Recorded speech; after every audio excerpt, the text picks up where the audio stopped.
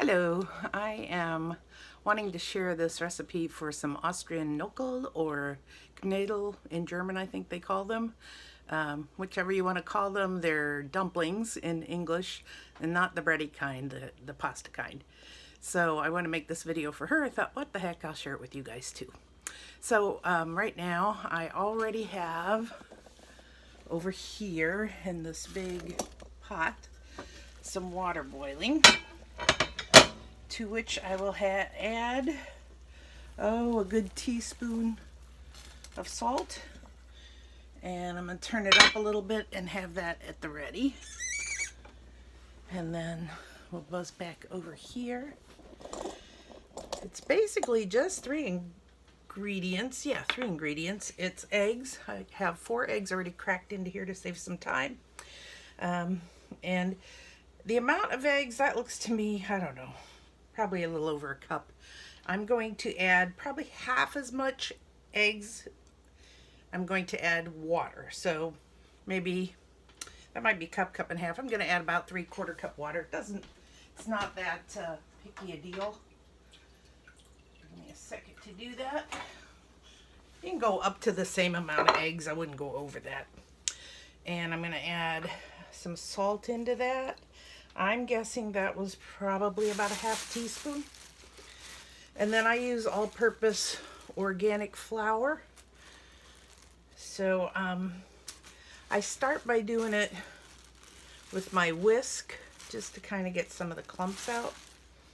So we'll get that going. So that's all the ingredients right there. It's eggs, salt, flour, a little bit of water.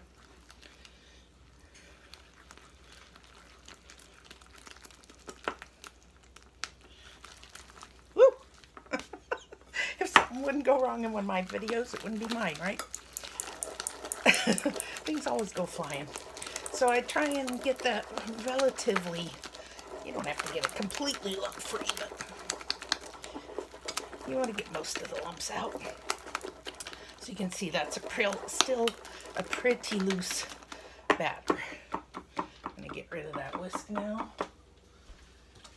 And I'm going to mix the rest in by hand.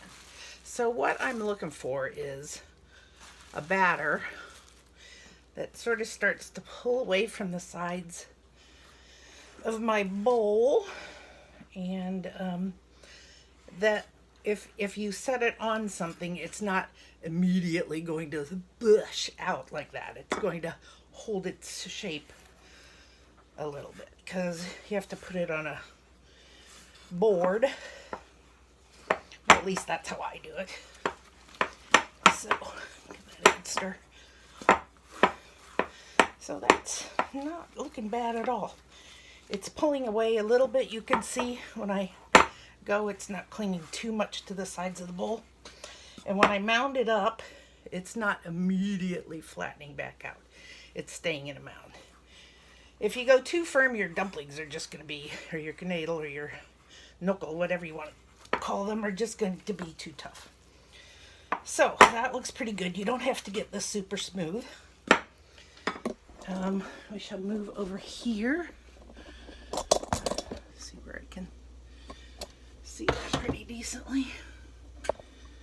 Well,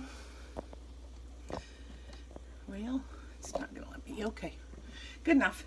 So that's steaming pretty good. I then will take a board and put a little bit of, helps if you open that, put a little bit of oil on it. Let me smooth that around. That just makes things a whole lot easier. Alternatively, you could use water if you're not wanting to use much oil in your life these days. Water would work. And hold on. I don't have editing capability, so just gonna have to bear with me. Or editing knowledge for that matter. Okay. I use like a bench scraper. I'm going to turn this up so we have a good rolling boil. I use a bench scraper. Then I'm just going to take some of this dough, mound it on here. You don't want to do too much at a time because you don't want to get great big. So there. You can see it's up a little bit. It's not immediately flattening out. So dunk your bench scraper in the water. Pull a little, like 3/4 to inch section closer to the end. And then I just take little like chunks, like about that much, and I just pop them down into the water. Oh great, my spider's not clean. It's in the middle of doing dishes. And you just keep repeating that. You can go a little bit into triangles if the dough is too thick. Dunk it every now and then so you're not getting all gummed up. And that is about the extent of it. And then you're going to boil these until they're probably about triple their size. I'll keep going on this first batch so you can see. They do puff up pretty good, and then after that they'll shrink back down. So just know that. Now I'm making these for immediate consumption, so I didn't add, sometimes I will add just a squirt, like a teaspoon or so of lemon if I think I'm making enough to have leftovers.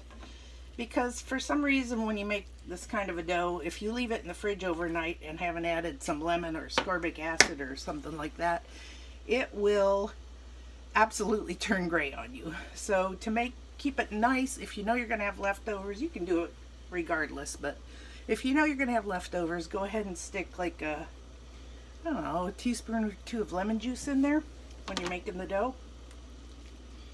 Of course, this is not wanting to cook fast today. Cover it for a second, get it good and hot.